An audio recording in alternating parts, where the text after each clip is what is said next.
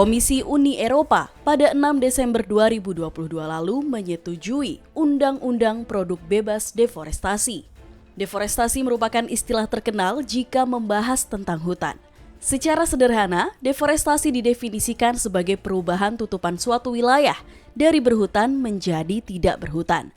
Dari suatu wilayah yang sebelumnya memiliki tajuk berupa hutan atau vegetasi pohon dengan kerapatan tertentu, menjadi bukan hutan atau bukan vegetasi pohon atau bahkan tidak bervegetasi.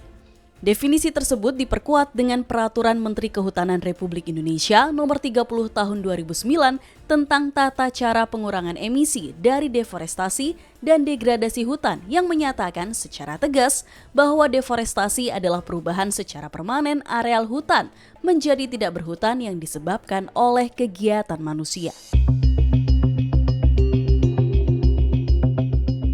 Eratnya kaitan sawit dengan isu deforestasi didukung dengan banyaknya penelitian hubungan antara ekspansi perkebunan sawit dan dampaknya terhadap deforestasi. Penelitian terkait deforestasi dari perkebunan skala besar di Indonesia telah banyak dilakukan. Dari beberapa penelitian dilaporkan, dari 9,7 juta hektar deforestasi yang terjadi selama 1997 hingga 2003, sebesar 27% atau 2,6 juta hektar telah diubah menjadi kelapa sawit.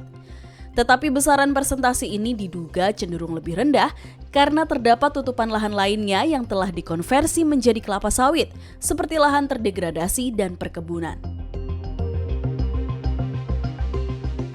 Perluasan lahan perkebunan kelapa sawit pada akhirnya akan mengonversi kawasan hutan, khususnya pada lahan gambut, sehingga akan menyebabkan degradasi lahan atau kerusakan lahan, di mana lahan mengalami penurunan produktivitas. Pembakaran lahan pada saat deforestasi juga akan menyebabkan peningkatan emisi karbon yang berakibat meningkatnya intensitas efek gas rumah kaca pada atmosfer. Hal ini membuat panas matahari terperangkap di bumi, sehingga kondisi mengalami pemanasan secara global. Jika hal ini terjadi secara terus-menerus, akan menyebabkan climate change. Di sisi lain, Gabungan Pengusaha Kelapa Sawit Indonesia atau GAPKI menuduh perkebunan kelapa sawit penyebab deforestasi itu hanya ilusi. Mengutip dalam catatan yang ditulis GAPKI pada websitenya, tuduhan deforestasi yang digaungkan Eropa kepada sawit Indonesia tidak tepat. Terlebih pemahaman definisi hutan yang Eropa pahami berbeda dengan yang ada di Indonesia. Menurut GAPKI, di Indonesia, hutan didefinisikan sebagai suatu hamparan lahan yang didominasi pepohonan dan juga kawasan yang secara administrasi ditetapkan sebagai hutan. Sedangkan FAO yang diadopsi Eropa menyatakan hutan sebagai lahan dengan luas minimal 0,5 hektar dengan ketinggian minimal 5 meter dan membentuk kanopi lebih dari 10%. Oleh sebab itu, jika merujuk definisi hutan Eropa di mana tutupan lahan 10% masuk definisi hutan, di Indonesia tidak ada lahan yang tidak tertutup. Meski sudah berstatus APL, jika memenuhi kriteria definisi hutan FAO, ketika namanya diganti sawit, Indonesia tetap dianggap deforestasi. Dari hasil penelitian yang dilakukan GAPKI ditemukan bahwa perubahan tutupan antara Indonesia dengan Malaysia tidak jauh berbeda.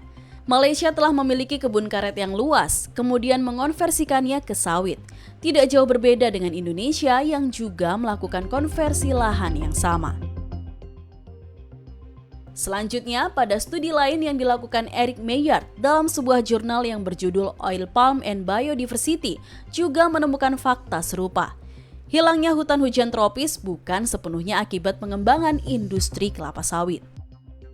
Jurnal tersebut memperlihatkan antara tahun 1972 hingga 2015 hanya setengah dari perkebunan kelapa sawit dibuka di hutan, sedangkan setengahnya menggantikan lahan pertanian, padang rumput, semak belukar, dan penggunaan lahan lainnya.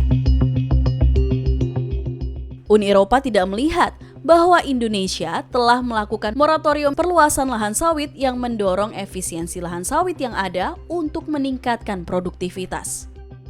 Moratorium ini telah dilaksanakan sejak tahun 2011 dan terus diperpanjang hingga terakhir tertuang pada Inpres nomor 8 tahun 2018 tentang penundaan dan evaluasi perizinan serta peningkatan produktivitas perkebunan sawit yang diteken Jokowi pada 19 September 2018. Meski demikian, perkebunan sawit tetap saja memunculkan dampak negatif. Untuk mengurangi dampak negatif industri kelapa sawit terhadap lingkungan, terdapat beberapa upaya yang dapat dilakukan sebagai mitigasi atau mengurangi emisi karbon. Di antaranya, melakukan evaluasi kesesuaian lahan, yaitu dengan mengidentifikasi karakteristik lahan gambut sebelum melakukan deforestasi untuk pembukaan lahan perkebunan. Selain itu, juga dapat mengaplikasikan teknik zero burning, yaitu teknik pembukaan lahan tanpa melakukan pembakaran pada lahan. Tentunya, untuk mengurangi dampak negatif yang ditimbulkan, juga diperlukan dukungan kebijakan pemerintah. Salah satunya yaitu telah dikeluarkannya Permentan nomor 11 tahun 2015 tentang penerapan ISPO atau Indonesian Sustainable Palm Oil. Penerapan ISPO dimaksudkan untuk menjamin keberlanjutan perkebunan kelapa sawit melalui penerapan 7 prinsip dan kriteria.